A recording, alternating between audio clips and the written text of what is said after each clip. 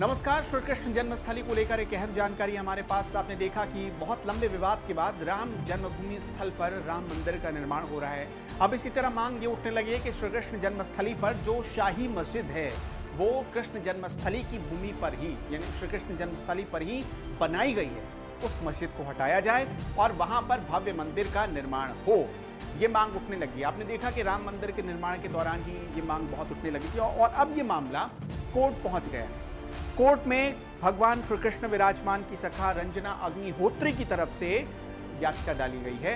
उनके वकील जो हैं विष्णु शंकर जैन ने एक याचिका दायर की है, जिसमें बताया गया है कि 1968 के समझौते में बहुत सारी खामियां हैं। 1968 में एक समझौता हुआ था, हम आपको वो समझौता क्या है ये आगे बताएंगे।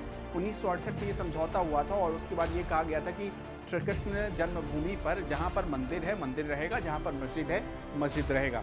वो हिंदुओं और मुसलमानों के बीच एक समझौता हुआ था। इस याचिका में कहा गया है ये केस पूरी तरह भगवान श्री कृष्ण विराजमान कटरा केशव देवखेवट मौजा मथुरा बाजार शहर की ओर से अंतरंग सखी के रूप में रंजन अग्निहोत्री और 6 अन्य भक्तों ने दाखिल किया है। याचिका में कहा गया है कि जिस जगह पर शाही मस्जिद ईदगाह खड़ी है वही असली कारागार है जिसमें भगवान कृष्ण का जन्म हुआ था।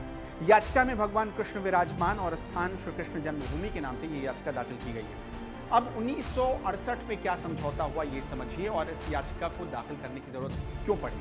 आप में से बहुत सारे लोग मथुरा गए होंगे, मथुरा के मंदिर को देखा होगा और आपने देखा होगा कि किस तरह से मंदिर और मस्जिद या फिर ईदगाह की दीवारें जो है वो आपस में एक दूसरे को छूती है, या यूँ कह लें कि दोनों बहुत आसपास हैं और इसी को लेकर पूरा विवाद है। दरअसल 1935 में औरंगजेब ने प्राचीन केशवनाथ मंदिर को तबाह कर दिया था और वहां पर शाही ईदगाह मस्जिद का निर्माण किया। लेकिन 1935 में इलाहाबाद हाई कोर्ट ने वाराणसी के हिंदू राजा को जमीन का कानूनी अधिकार सौंप दिया। वहां तक तो ठीक था, लेकिन विवाद फिर से बढ़ गया 1960 के दशक में। 1968 के दशक में ये मामला कोर्ट गया और हिंदुओं ने कहा कि जमीन को खाली किया जाना चाहिए। जहाँ पर कारावास है, जहाँ पर कारागार था जिसमें जन्म हुआ था भगवान कृष्ण का, वो उस जगह पर अब ईदगाह बन चुकी है, तो इसलिए उस जमीन को खाली करके वहाँ मंदिर का निर्माण होना चाहिए। ये मामला कोर्ट गया, लेकिन कुछ ही महीनों बाद हिंदुओं और मुस्लिम पक्षकारों ने मिल बैठकर आपस में सुलह कर लिया, समझौता हो गया और कहा गया कि यथास्थिति बनी रहेगी, मतलब जो जहाँ पर है वो बना रहेगा।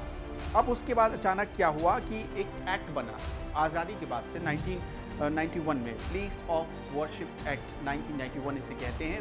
उसमें ये कहा गया कि आज़ादी के बाद से जो जिस स्थिति में है, यानी जहाँ मंदिर है वहाँ मंदिर ही रहेंगे, जहाँ मस्जिद है वहाँ मस्जिद ही रहेगी।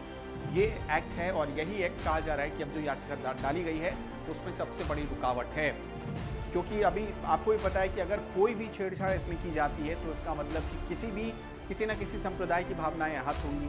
इसलिए इस एक्ट को बनाया गया ताकि राम जन्मभूमि जैसा विवाद कहीं दूसरी जगह खड़ा ना हो। इसके लिए व्यवस्था की गई है बाकायदा हमारे संविधान के भीतर। अब ऐसा करने की जरूरत क्यों पड़ी? आपको ही पता है कि आज़ादी से पहले का विवाद था राम जन्मभूमि का विवाद, लेकिन मथुरा का विवाद आज़ादी के बाद का है।